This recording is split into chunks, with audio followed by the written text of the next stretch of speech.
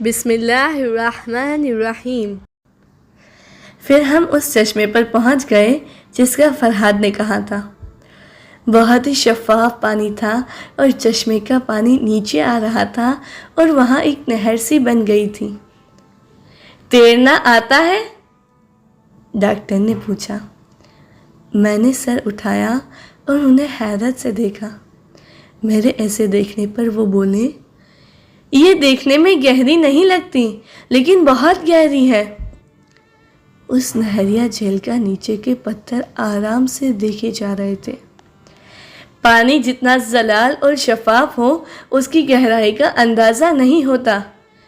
دیکھنے میں 1.5 میٹر نظر آ رہی ہے، اصل میں 3 میٹر سے زیادہ گہرا ہوگا۔ میں بھی مسکرایا اور بولا، ہاں، کچھ لوگوں کی طرح کے کچھ لوگوں کے وجود میں مروارید ہوتا ہے، اس کو پانی کے لیے انسان کو ماہر غوطہ خور ہونا پڑتا ہے۔ میں نے تو اپنی ہی سوچوں میں یہ جملہ کہا۔ نظریں اٹھائی تو وہ بہت مختلف نگاہوں سے مجھے دیکھ رہا تھا۔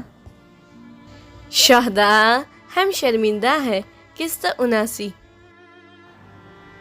گہرے لوگوں کو انسان سمجھ نہیں پاتا اور سادگی سے ان کے پاس سے گزر جاتا ہے، لیکن وہ پانی جس میں مٹی ہو اور وہ کیچڑ بن گیا ہو تو انسان کو علم نہیں ہوتا کہ وہ کہاں پاؤں رکھ رہا ہے۔ جتنی مرضی ماہر ہو جاؤ، شاید جہاں پاؤں رکھ رہے ہو تمہارے نیچے کی جگہ خالی ہو یا ایک دم خالی ہو جائے۔ وہ اونچا ہنسے۔ ہاں، فرحاد کی طرح۔ اس دن یہاں سے گزرتے ہوئے وہ پھسل کر گر پڑا، سب ہنسنے لگے۔ لیکن لوگوں کا مذاق اڑانا میرے نزدیک بالکل مزاحیہ نہ تھا۔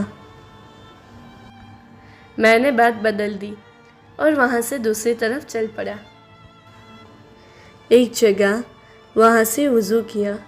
ڈاکٹر اور باقی دوستوں نے بھی آگ جلائی۔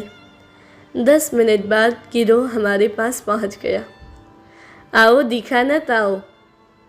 سب لڑکے لڑکیوں نے پانی میں چھلانگ لگا دی۔ میں نے وہاں سے رخ موڑ لیا۔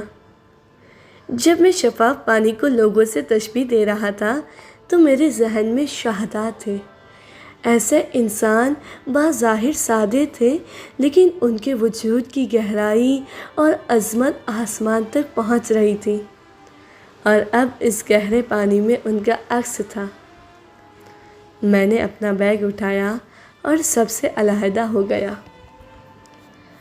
ان سب کو دیکھ کر اتنی طبیعت خراب ہو رہی تھی کہ میں کلی طور پر سعید کو بھول گیا۔ کچھ دیر چلا نیچے کی طرف، پھر اتنا دور آ گیا کہ نہ پانی کی آواز آ رہی تھی اور نہ ان لوگوں کی۔ بیگ زمین پر رکھا اور اس جھیل کے کنارے بیٹھ گیا۔ اتنا سخت اس دن میرا وجود جل رہا تھا کہ میں اپنے آپ پر قابو نہ رکھ پا رہا تھا اور میرا چہرہ گیلا ہو چکا تھا۔ گھڑی کی طرف دیکھا، اذان کا وقت ہو چکا تھا۔ اپنی خراب طبیعت کے ساتھ درخت کے نیچے نماز کے لیے کھڑا ہو گیا۔ سورہ عصر کی آیتیں میری آنکھوں کے سامنے تھی۔ میں نے 2 رکعت نماز قصر پڑھی، اپنی جگہ سے اٹھا۔ سینا، دوسرے گروہ کا ہیڈ، میرے پیچھے کھڑا تھا اور حیرت کے مارے اس کی آنکھیں باہر کو گرنے والی تھی۔ وہ جیسے شوق میں تھا۔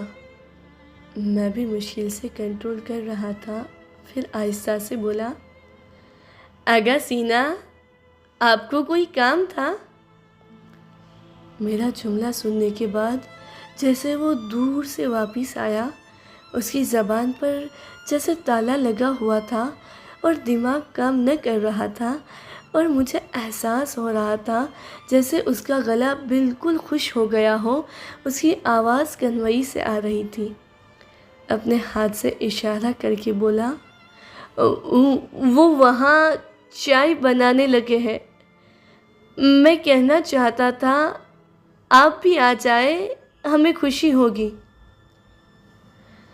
اس کی خراب حالت اور بات کرنے کے انداز سے اس کے ان تمام جذبات کی سمجھ آ رہی تھی اور پتہ لگ رہا تھا کہ وہ کیا سوچ رہا ہوگا۔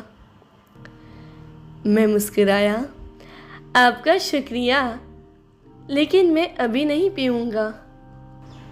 وہ واپس چلا گیا اور اس کے ساتھ ہی ڈاکٹر وہاں آ گئے۔ بولتے جا رہے تھے، ان کی باتوں سے میرے سر میں درد ہو گیا۔ بندہ پہاڑ پر آتا ہے کہ تھوڑا سکون حاصل کرے اور فطرت سے لطف اندوز ہو، کتنا چیختے ہیں سب۔ مجھے سمجھ آ رہی تھی کہ وہ کس لیے آئے تھے اور کیا کہنا چاہ رہے تھے کہ میں نماز پڑھ رہا تھا، مذہبی تھا، تو کہیں اس گروہ کی شکایت نہ کر دوں کہ لڑکے لڑکیوں کو اکٹھا لے کر آتے ہیں۔ ڈاکٹر کو خود بھی پتہ نہ لگ رہا تھا کہ کیا کہہ رہے تھے اور یہاں آنے کے لیے ان کے پاس کیا بہانہ تھا۔ میں نے بھی ان کی بات کاٹی اور بولا، آئے بیٹھ جائیں، یہ لوگ جوان ہیں، جوانی میں اتنا تو مزہ لینے کی اجازت ہونی چاہیے، ان کی زندگی کے بہترین سال ہیں۔ ویسے تو آپ بھی ان کے ہم عمر ہیں۔ میں نہیں کہوں گا کہ ان کے کام درست ہے، یہ کہہ کر چپ ہو گئے۔ میں نے منہ دوسری طرف کر لیا اور وہ بھی خاموش۔ عجیب سی خاموشی فضا پر چھا گئی۔